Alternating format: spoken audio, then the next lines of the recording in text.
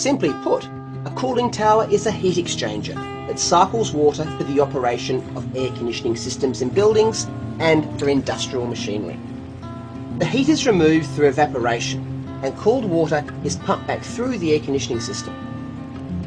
Warm water flowing back from the air conditioner is pumped to the top of the cooling tower where it is evenly dispersed over the tower packing.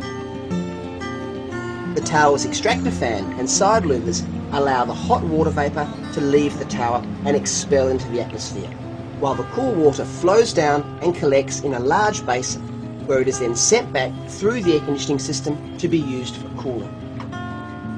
Through this process, there has been some water loss, obviously through evaporation, but also through wind drift and the dumping of some basin water to reduce the amount of build-up of solids that can cause fouling and scaling. What this means is some fresh water needs to be introduced to make up for the loss, and some chemicals are added to prevent fouling, limit scaling, and in turn decreasing the amount of water that needs to be dumped. The key to all of this is getting the balance right.